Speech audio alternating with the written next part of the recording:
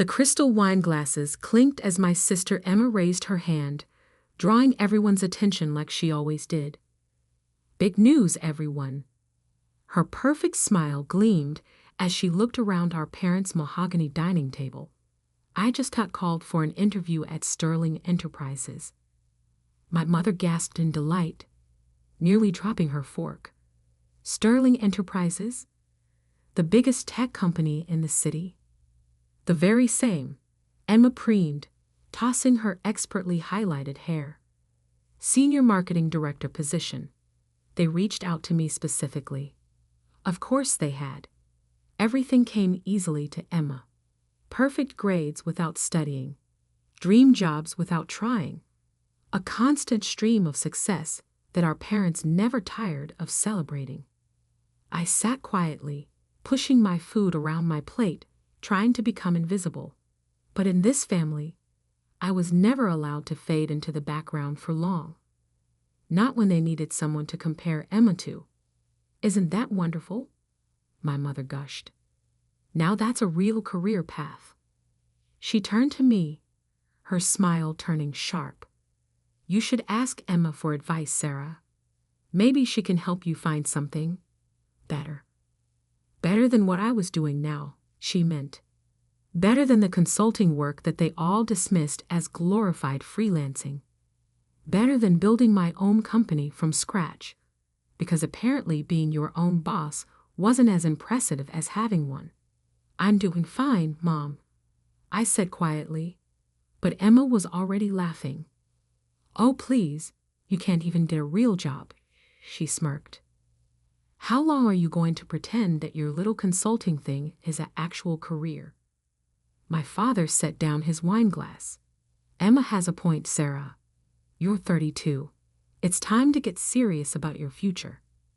I gripped my fork tighter, thinking about the contracts sitting on my desk at home, the acquisition deals I was negotiating, the empire I had built while they were all busy undermining me. My business is doing well, I started to explain, but Emma cut me off. Business? Please. You work from your apartment and barely make enough to pay rent. Meanwhile, I'm about to be a senior director at Sterling. She turned to our parents. Did I mention the salary? Base pay is $250,000 plus bonuses. My mother nearly swooned. My father beamed with pride. I thought about my company's latest quarterly earnings report and had to suppress a laugh. When's the interview? I asked, keeping my voice neutral. Monday morning, Emma replied smugly. Not that it matters. The position is practically mine already. The CEO specifically requested to interview me personally. I bet they did, I thought, remembering the stack of resumes on my desk. Among them, Emma's application, forwarded to me by HR with a note. Another entitled candidate with an inflated ego. Your call, boss. Well, good luck, I said, standing up. I should get going. Early meeting tomorrow. Emma snickered. What? Did someone finally agree to buy something from you? Sarah.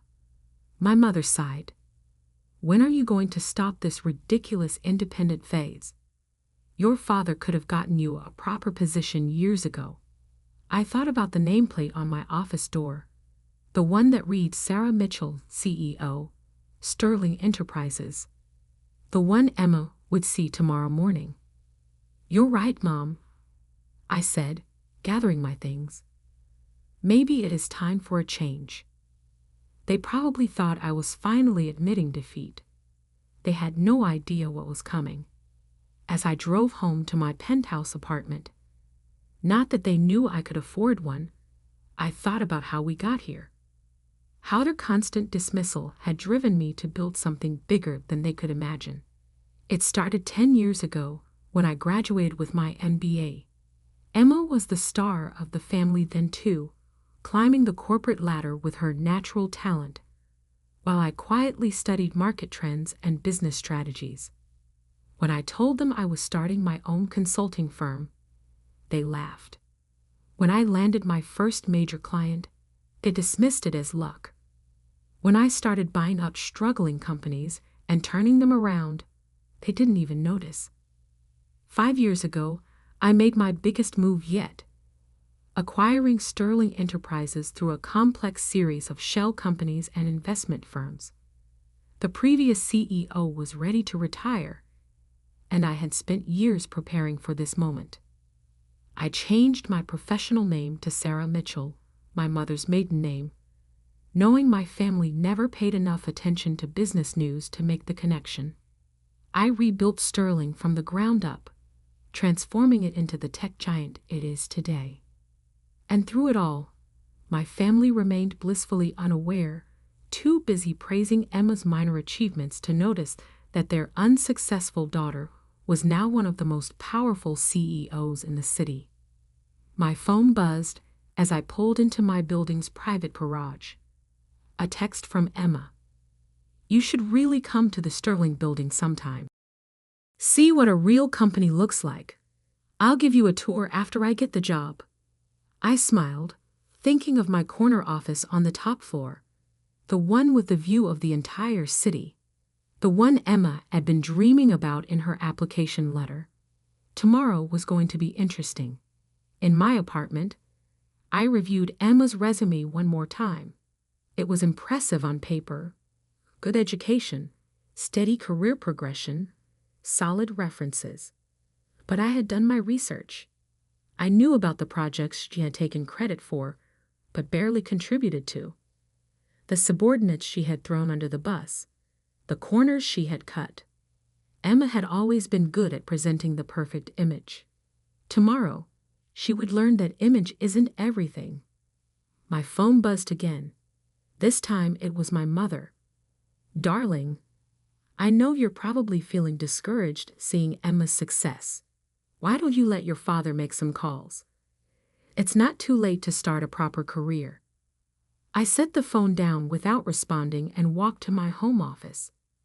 The wall was covered in business magazines featuring Sterling's remarkable turnaround. Tech's most innovative CEO, one headline read, "Sarah Mitchell, the unseen power player revolutionizing the industry," declared another. My family had spent years telling me I wasn't good enough. Tomorrow, they would learn just how wrong they were. I sat at my desk and opened my laptop, typing out an email to HR. "Please ensure Ms. Emma Carter's interview is scheduled in my office at 9 a.m. sharp. And make sure she waits in the lobby for at least 30 minutes before being brought up." A small petty detail, perhaps, but after years of enduring her condescension, I thought I deserved a little dramatic flair. I spent the rest of the evening reviewing company reports and finalizing acquisition plans, just like any other Sunday night. But this Sunday felt different. Tomorrow, everything would change. As I got ready for bed, I caught my reflection in the bathroom mirror. I looked nothing like the timid daughter my family still saw me as. My suits were tailored now, my presence commanding. I had grown into my power while they weren't watching. Tomorrow, they would finally see me. And I couldn't wait for the show to begin. Monday morning arrived with a sense of delicious anticipation. I stood in my private elevator, ascending to the top floor of Sterling Enterprises, watching the city wake up through the glass walls. My Armani suit was immaculate, my heels clicking authoritatively on the marble floor as I stepped out. "Good morning, Ms. Mitchell," my executive assistant Diana greeted me with a knowing smile. "Your 9 a.m. appointment has arrived early." She's been waiting in the lobby for 20 minutes, insisting that the CEO specifically requested her presence. I checked my watch. 8:45 a.m. Let her wait another 10 minutes. How's she handling it? Diana's eyes twinkled. She's demanded coffee 3 times, name-dropped several executives she claims to know, and told the receptionist that her sister is a nobody who can't even get a proper job. I smiled, setting my briefcase on my desk. Perfect. Has she noticed any of the magazine covers? No, Diana smirked. She's too busy telling everyone within earshot about her marketing expertise to look around. Typical Emma. So focused on promoting herself that she missed the obvious. The lobby walls were lined with press coverage of Sterling's transformation under my leadership. My photo was literally hanging above the reception desk, but Emma would never notice. She never had. Her resume listed some impressive achievements at her current company, Diana noted, arranging folders on my desk. I took the liberty of fact-checking them. And half are exaggerated, a third are outright lies, and the rest were group projects where she took sole credit. I nodded, unsurprised. Just like high school. Remember when she won that science fair? The project you actually built while she was at cheerleading practice. The very same. I sat down behind my desk, adjusting my nameplate slightly. Send her up at 9 a.m. exactly. And Diana? Make sure the security team is recording the lobby and elevator cameras. I want to preserve this moment. At precisely 9 a.m., my office phone buzzed. Ms. Carter is here for her interview, Diana announced formally. Send her in. The door opened, and Emma strode in like she already owned the place. She wore an expensive but slightly too flashy suit, her confidence bordering on arrogance. Then she saw me sitting behind the CEO's desk. The color drained from her face. Sarah? She stammered, frozen in the doorway. What? What are you doing here? Good morning, Emma, I said pleasantly. Please take a seat. We have a lot to discuss about your application for the Senior Marketing Director position. She didn't move, her mouth opening and closing like a fish out of water. But I'm supposed to meet with Sarah Mitchell, the CEO. I smiled, gesturing to my nameplate. That would be me. Sarah Mitchell, formerly Sarah Carter. Though I'm not surprised you didn't make the connection. You never did pay attention to anything I did. Emma sank into the chair across from me, her perfect composure cracking. This is impossible. You're just a consultant. You work from your apartment. Actually, I leaned back in my chair, enjoying this moment. I own this building, and several others. Sterling Enterprises has been my company for the past 5 years. I pulled out her resume. Now, shall we discuss your application? I have some questions about these achievements you've listed. You can't be serious, Emma whispered, her voice shaking. You can't be the CEO. You're nobody. That's what you all thought, isn't it? I kept my voice calm, professional. Poor Sarah can't even get a real job. Just a nobody working from her apartment. Tell me, Emma, did you ever once ask what kind of consulting I did? What companies I worked with? Or were you too busy bragging about your own mediocre accomplishments? She flinched. I didn't. No, you didn't. I agreed. None of you did.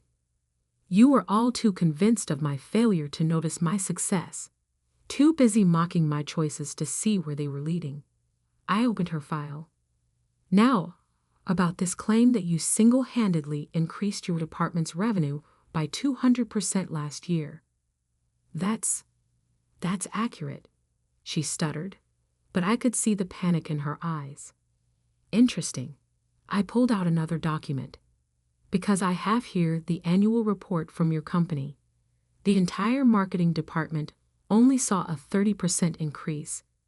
And according to your former colleagues, that was primarily due to a campaign developed by your junior team.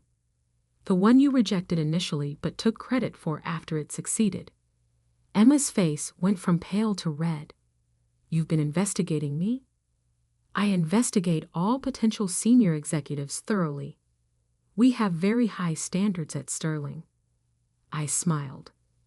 Standards that value actual achievement over self-promotion. Just then my phone buzzed. Diana's voice came through the speaker.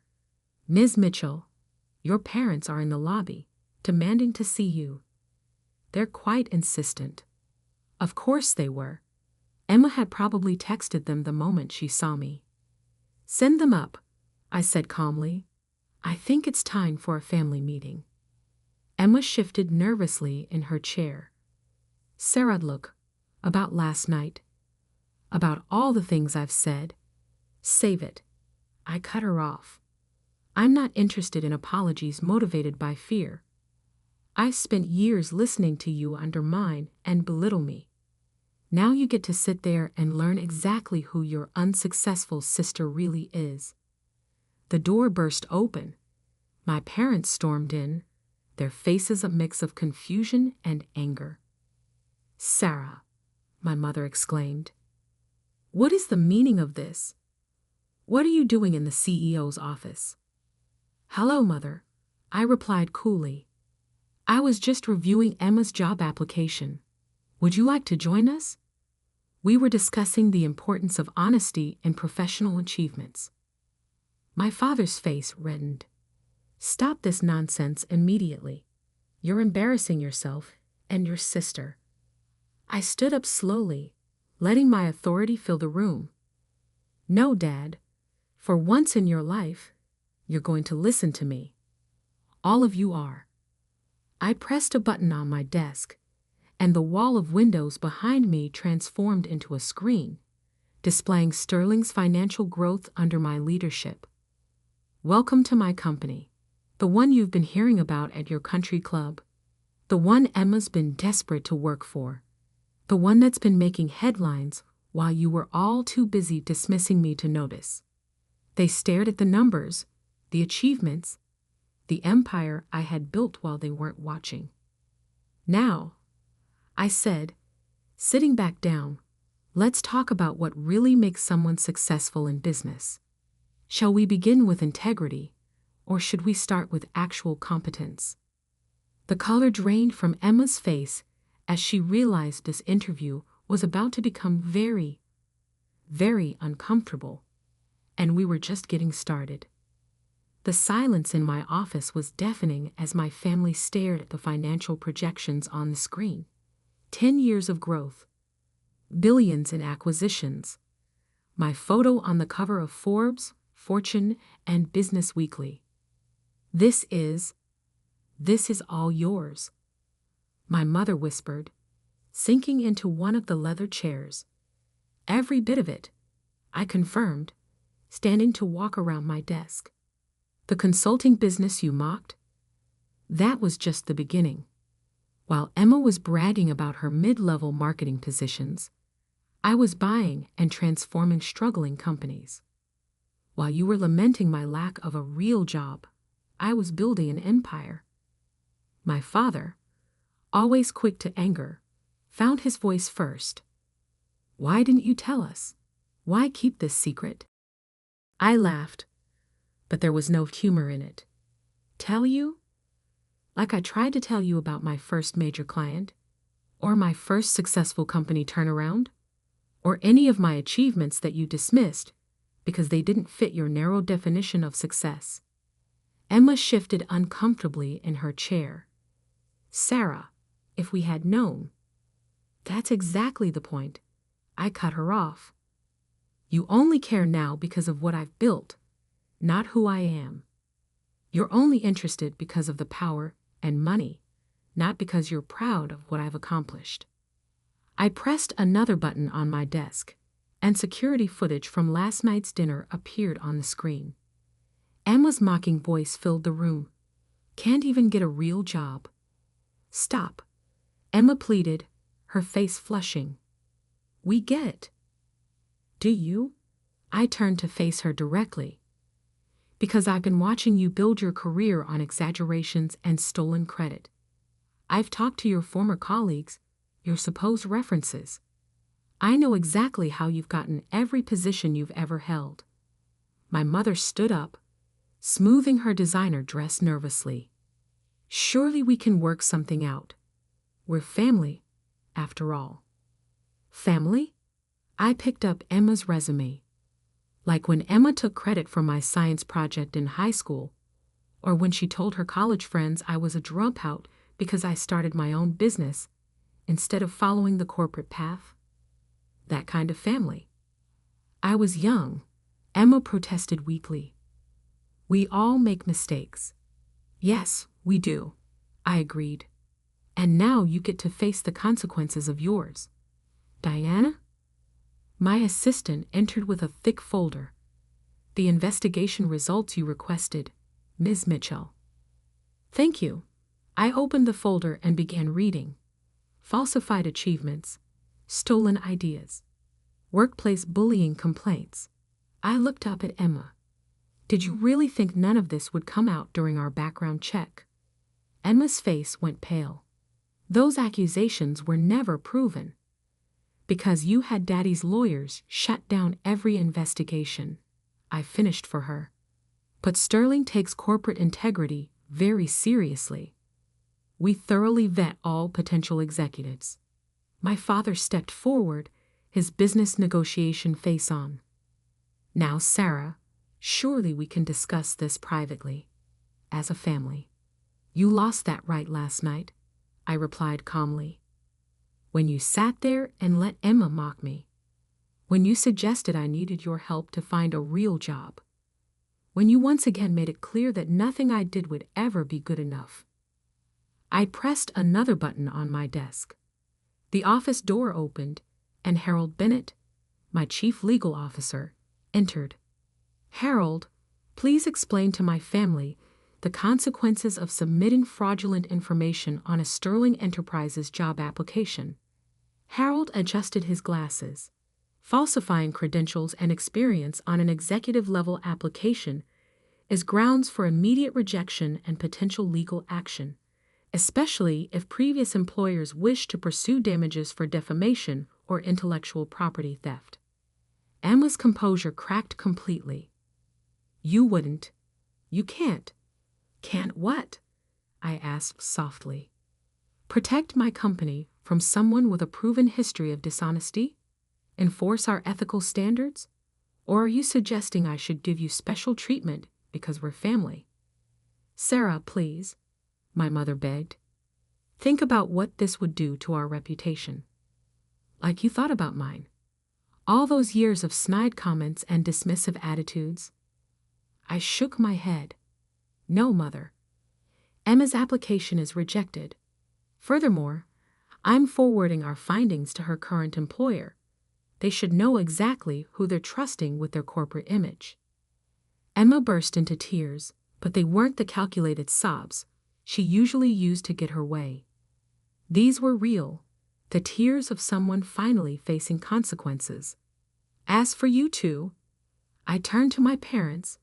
I suggest you take a long, hard look at how you've treated both your daughters. One you praised endlessly despite her dishonesty. The other you dismissed despite her integrity and success. My father's face darkened. You're enjoying this, aren't you? Humiliating your family?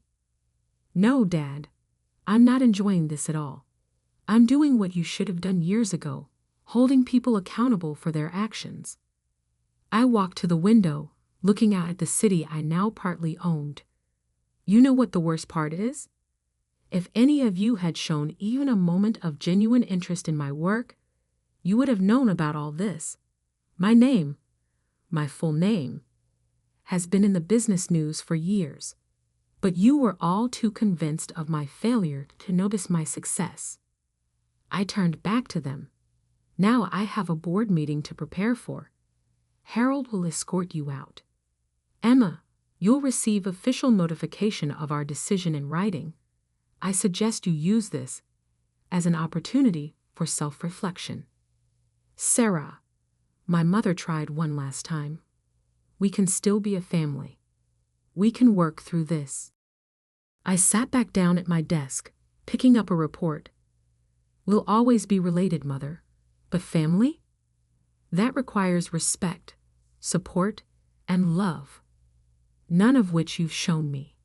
Now, if you'll excuse me, I have a company to run." They left in silence, Emma's tears still falling, my parents' pride in shambles. As the door closed behind them, Diana entered with a cup of coffee. "Are you okay?" she asked softly. I took a deep breath, looking at the family photo I kept in my drawer. Not of my parents or Emma, but of my grandfather, the only one who had believed in me from the start. "You know what, Diana? I am. For the first time in years, I really am." Over the next few months, the family dynamics shifted dramatically. Emma's current employer launched an investigation into her past achievements, leading to her eventual resignation. My parents stopped appearing in society pages, their social standing diminished by the revelation that they had dismissed their successful daughter while enabling their dishonest one. I focused on my work, continuing to build Sterling into an even stronger company. The business world buzzed with the story once it got out. The secret CEO who had hidden her success from her unsupportive family. It became a symbol of quiet determination triumphing over loud mediocrity. 6 months later, I received a letter from Emma.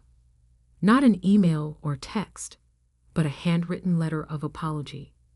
For the first time in her life, she had been forced to work her way up from an entry-level position, no family connections to rely on. She wrote that she finally understood the value of genuine achievement. My parents took longer to come around, but eventually, my mother sent a similar letter, acknowledging their failures and asking for a chance to really know me, not as the daughter they had dismissed, but as the woman I had become. I kept both letters in my desk, next to my grandfather's photo, not because I was ready to forgive, but because they reminded me of an important truth. Success isn't about proving others wrong. It's about proving yourself right. 1 year to the day after that fateful interview, I sat in my office reviewing quarterly reports. Diana entered with the latest business magazine. The cover story, Sterling CEO Sarah Mitchell, The Power of Quiet Success. The article didn't mention my family drama or Emma's failed interview. It focused on what really mattered: the company I had built, the innovations we had created, the changes we had made in the industry. Because in the end, that's what real success looks like. Not bragging at family dinners or inflating achievements, but building something meaningful, something lasting. They had called me worthless at family dinner. Now I was their boss, their superior, their example of what true success looks like. And that was worth more than any revenge could ever be. I still remember the exact moment my future was stolen from me. It was a warm June afternoon, just 2 weeks after my high school graduation. I sat in my father's home office, surrounded by the pretentious oil paintings and leather-bound books he thought made him look sophisticated.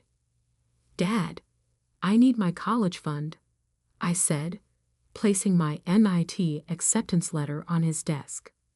"The first tuition payment is due next month." My father didn't even look up from his computer. "There's been a change of plans, Alexandra." That's when I noticed the empty photo frames on his desk. The ones that used to hold my academic awards and honor roll certificates had been replaced with pictures of my brother Michael's latest football game. "What do you mean, a change of plans?" My voice trembled slightly. "That money's been set aside since I was born. Grandma helped build that fund." Finally, he looked at me, his expression distant. "Your brother needs the money more than you do. His new business venture requires significant capital." My brother, of course. Michael, the golden child, who had dropped out of 3 colleges and burned through his own trust fund with failed entrepreneurial ideas. "But it's my money," I protested, feeling my carefully planned future crumbling. I'd earned that scholarship to MIT. The fund was supposed to cover my living expenses, and your brother needs the money more. Dad's voice boomed as he slammed his hand on the desk. This is a family decision, Alexandra. Michael has a real opportunity here. Something that could save our company. I sat there, stunned into silence. Anderson Manufacturing, our family's company, had been struggling lately. Everyone knew it, even though my parents tried to maintain the appearance of success. But taking my college fund, the money my grandmother had specifically set aside for my education. What am I supposed to do about college? I asked, hating how small my voice sounded. My father shrugged, already turning back to his computer. You're smart. You'll figure something out. Maybe take some community college classes, work part-time. It builds character. Character, right? Because having your future stolen builds character. I walked out of his office in a daze, nearly colliding with Michael in the hallway. He was wearing his usual smirk, the one that said he knew he could get away with anything. Hey, sis, he grinned, waving a check in front of my face. Thanks for the startup capital. Don't worry, I'll mention you in my success story someday. I wanted to scream. I wanted to tear that check into pieces. Instead, I watched him saunter away, $150,000 of my future tucked into his pocket. That night, I sat in my room, surrounded by college brochures and acceptance letters I could no longer use. My mother knocked once before entering, her face arranged in what she probably thought was a sympathetic expression. Darling, try to understand, she said, perching on the edge of my bed. The company needs this investment. Michael has such wonderful ideas, like the virtual reality bowling alley I cut in, or the gourmet pet food delivery service, or maybe the blockchain dating app. This is different, she insisted. He's more mature now. And the company. The company is failing. I finished for her. I've seen the books, Mom. I did an internship in the accounting department last summer, remember? Or did you forget that too, like you forgot this money was meant for my education? She flinched. Alexandra, don't be dramatic. We're just asking you to be a team player. Team player. That's what they always called it when they favored Michael at my expense. When they attended his games instead of my academic competitions. When they praised his D+ in economics while ignoring my full scholarship offers. Fine, I said quietly. I'll be a team player. But remember this moment, Mom. Remember you had a choice. She left shortly after, probably to help Michael spend my money on another doomed venture. I waited until I heard her footsteps fade before pulling out my laptop. If they thought I would just accept this, they didn't know me at all. First, I emailed MIT explaining my situation and deferring my acceptance. Then I called my grandmother's old friend, Margaret Chen, who ran a successful investment firm. They did what? Margaret's voice crackled with anger when I explained the situation. Your grandmother would be furious. That money was meant for your education. I know, I said, trying to keep my voice steady. But I have a plan. I just need your help. Margaret had always seen something in me that my parents missed. She listened intently as I outlined my ideas, occasionally making thoughtful noises. It's risky, she said finally, but if anyone can pull it off, it's you. Come see me tomorrow. We'll work out the details. The next morning, while Michael was probably sleeping off a celebration hangover, I met Margaret in her office. By afternoon, I had a job as her personal assistant and a small studio apartment in the city. Your starting salary isn't much, she warned, but you'll learn more here than you would in any classroom. She was right. Over the next few months, I absorbed everything I could about business, finance, and corporate strategy. I worked 16-hour days, taking online classes at night, while learning the intricacies of hostile takeovers during the day. My parents barely noticed I had moved out.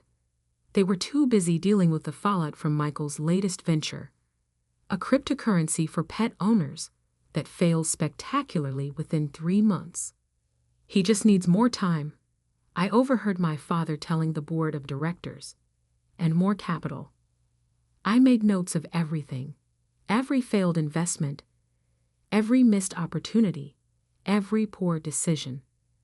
I watched from afar as Anderson Manufacturing's stock price fell, as valuable contracts were lost, as my father's grip on the company weakened. Margaret taught me patience. The best revenge isn't swift, she would say, reviewing market reports with me. It's methodical, strategic. You wait until they think they're safe, then you show them exactly what they overlooked. I took her lessons to heart. While my family thought I was just a secretary, I was building my own investment portfolio. Every spare dollar went into carefully chosen stocks. Every bonus was reinvested. I'd learned to read market trends, to spot undervalued companies, to recognize opportunities others missed. 1 year became 2, then 3. Michael burned through my college fund and started asking for more. The company's stock price continued to fall. My father's hair turned grayer, his shoulders more stooped. And me? I was growing stronger, smarter, more capable than they could have imagined. 5 years after they stole my future, I started my own investment firm. Small at first, specializing in turning around struggling companies. Margaret introduced me to her contacts, vouched for my abilities. Alexander Anderson? People would ask. Any relation to Anderson Manufacturing? No. I would reply smoothly. Just a coincidence. Let them think that. Let my family think I had disappeared into obscurity. They would learn the truth soon enough, because I had a plan 8 years in the making. And as I watched Anderson Manufacturing's stock price hit an all-time low, I knew it was finally time to make my move. They had taken my college fund, thinking they were securing their future. Instead, they had set in motion events that would give me their entire company. And the best part? They would never see it coming. The Anderson Manufacturing headquarters still dominated the city skyline, but the building had lost its shine. The brass nameplates were tarnished, the marble lobby showed signs of wear, and the receptionist's smiles seemed strained. I noticed all this as I walked through the front doors for the first time in 8 years, dressed in a Channel suit that cost more than my father's car. I have an appointment with the board, I told the receptionist, using my professional voice, the one that had closed millions in deals. Alexander Sterling, representing Sterling Capital. She didn't recognize me. Why would she? The quiet, studious daughter of James Anderson had disappeared long ago, replaced by a woman who had built a $300 million investment firm from nothing. Of course, Miss Sterling. The board is expecting you. 18th floor. I smiled, thinking of the last time I'd been in the boardroom. I was 16, giving a presentation about modernizing the company's inventory system. My father had dismissed my ideas as naive. Now, 8 years later, the outdated system was just one of many problems dragging the company down. The elevator doors opened onto a floor that hadn't changed since my childhood. Same dark wood paneling, same pretentious oil paintings, same sense of fading glory. But now I could see what I couldn't before, the desperate attempt to maintain appearances while everything crumbled. Ms. Sterling, the board chairman, Thomas Wright, greeted me warmly. Thank you for coming on such short notice. I shook his hand. noting the nervous energy in the room. 10 board members sat around the massive table, all wearing expressions of barely concealed desperation. My father's seat at the head of the table was conspicuously empty. "Where is James Anderson?" I asked, though I knew exactly where he was, trying to secure last-minute financing to prevent this very meeting. "Mr. Anderson is unavoidably detained," Thomas said carefully. "But as chairman, I have full authority to proceed with these discussions." I opened my briefcase, removing a thick folder of documents. "Very well. Shall we begin?" For the next hour, I methodically laid out Sterling Capital's offer to buy Anderson Manufacturing. Every weakness in the company's position, every failed initiative, every misstep from the past 8 years. I presented them all in devastating detail. "Your stock price has dropped 70% in 5 years," I noted, displaying graphs on the presentation screen. "Your market share has declined by 45%. Your latest attempts at modernization, led by Michael Anderson, have resulted in losses exceeding $20 million. The board members shifted uncomfortably. They knew all this, of course, but hearing it laid out so clinically made it impossible to ignore. "Sterling Capital is prepared to offer $45 per share," I continued. "A generous premium over your current trading price of $28. We'll assume all debt obligations and guarantee current employment levels for at least 6 months. "And management positions?" Thomas asked nervously. "The Anderson family has run this company for 3 generations. Current management will be evaluated based on performance metrics," I replied coolly. "Those who demonstrate value will be retained. Others will be relocated." The double doors burst open. My father stormed in, his face red with fury, Michael trailing behind him like a lost puppy. "This meeting is over," he'd announced. "Anderson Manufacturing is not for sale." I turned slowly, savoring the moment. "Hello, Dad." The color drained from his face. Michael's mouth fell open.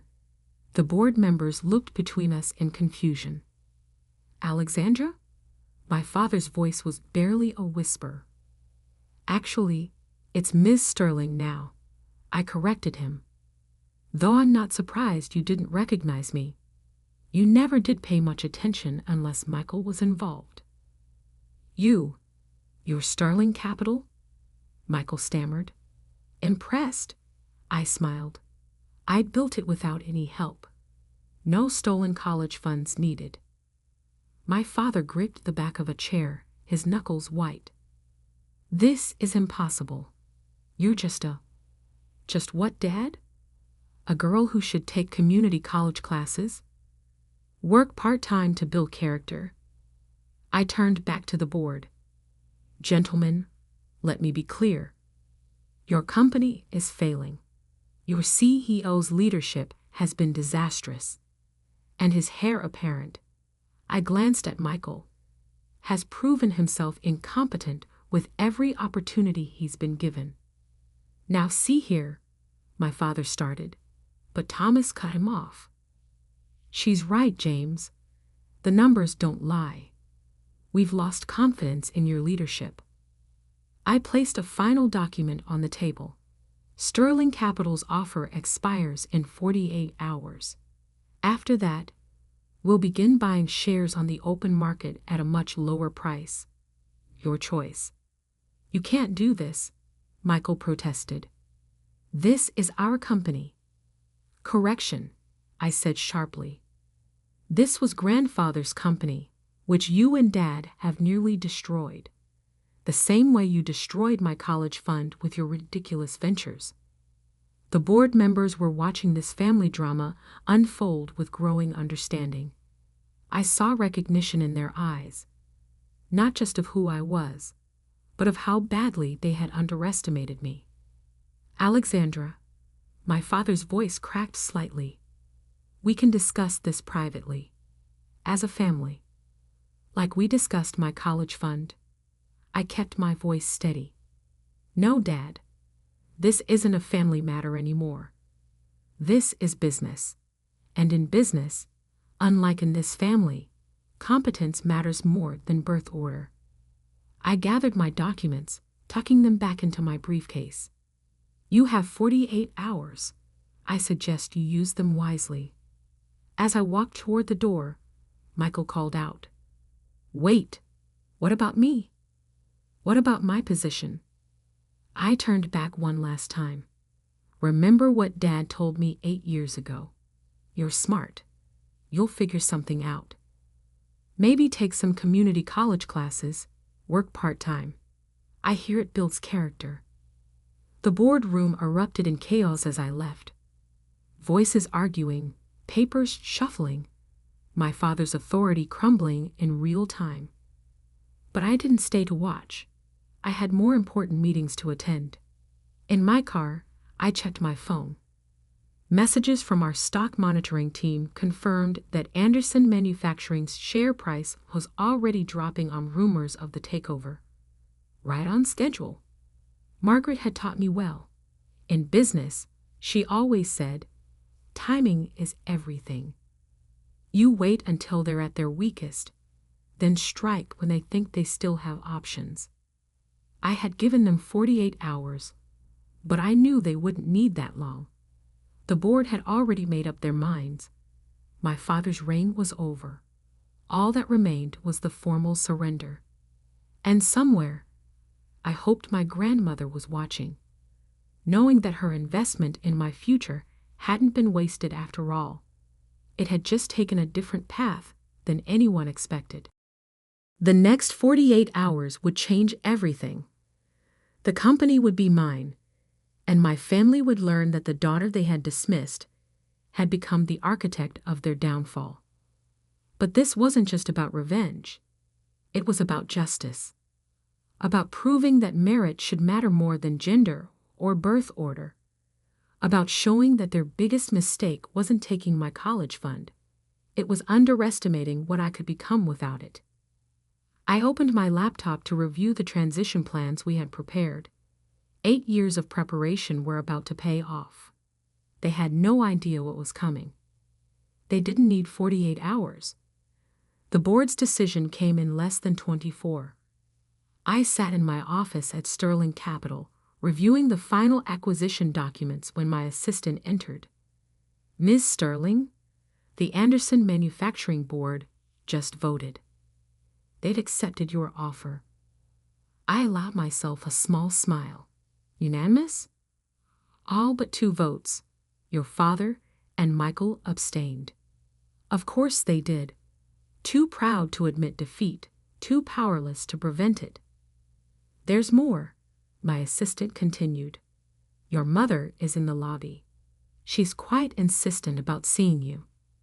I glanced at the security feed on my computer. There she was, wearing her finest pearls and most expensive suit, trying to maintain her dignity while security guards politely but firmly kept her away from the elevators. "Send her up," I said after a moment. "It's time we had a talk." My mother swept into my office 5 minutes later, her eyes widening as she took in the view from the 40th floor. My office was everything my father's pretended to be, genuine power instead of borrowed importance. "Alexandra," she began, her voice wavering slightly, "we need to discuss this as a family." 8 years too late for that, Mom." I gestured to a chair. "But please sit. Would you like some coffee? Perhaps tea in your favorite china cups, like the ones you used to serve while telling me to be more like Michael." She sank into the chair, her composure cracking. "You don't understand what this will do to your father, to our family name." "I understand perfectly. I understand that you and Dad took my future and handed it to Michael, expecting me to just accept it. I understand that you watched him waste not just my college fund, but millions more in company money. and still believed in him more than me. We were trying to save the company, she protested weakly. No, I corrected her. You were trying to save your image of what the company should be.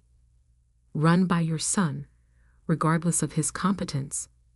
Well, now I'm going to show you what the company could have been if you'd bothered to notice your daughter's potential. My phone buzzed, a text from Margaret. It's done. Papers are signed. The company is yours.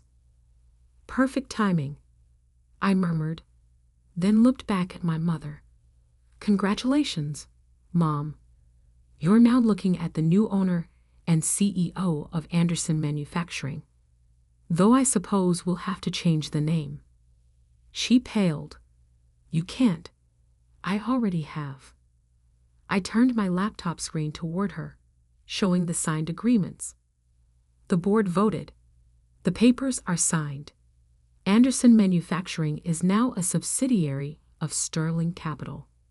Your father will never accept this. He doesn't have a choice. I stood up, walking to the window. You know what's ironic? If you had given me my college fund, I would have gone to NIT, probably ended up working for some tech company. But by taking it away, you forced me to learn business the hard way, to build something of my own. So in a way, I should thank you. A commotion outside my office interrupted us. My father's voice boomed through the reception area. I demand to see her. Send them in. I called to my assistant. My father burst in, Michael right behind him. They both stopped short at the sight of my office, the reality of my success finally hitting them. How? My father demanded. How did you build all this? The same way grandfather built Anderson Manufacturing. Hard work, strategic thinking, and an understanding of what makes a business actually succeed. I met his gaze steadily. Everything you taught Michael, but never bothered to teach me. I won't let you destroy my company, he growled. Your company? I laughed. You mean the company you've been systematically destroying for years? The one where profits have dropped 70% under your leadership? That company. I pressed a button on my desk, and the wall of screens behind me lit up with graphs and charts. 8 years of declining performance under my father's management. Let's talk about Michael's contributions. I continued, pulling up more data. 5 failed initiatives, each more expensive than the last. The cryptocurrency debacle alone cost $3 million. The automated factory upgrade that never worked. Another $5 million. Shall I go on? Michael slumped in a chair, his usual bravado evaporating. Those were just temporary setbacks. No, they were failures. Failures that could have been avoided if either of you had listened to the quiet daughter who understood modern business practices instead of clinging to outdated methods and throwing money at foolish schemes. My father's face had gone from red to white. What are you going to do? First, I'm going to save the company you nearly destroyed. Modern inventory systems, updated manufacturing processes, proper quality control.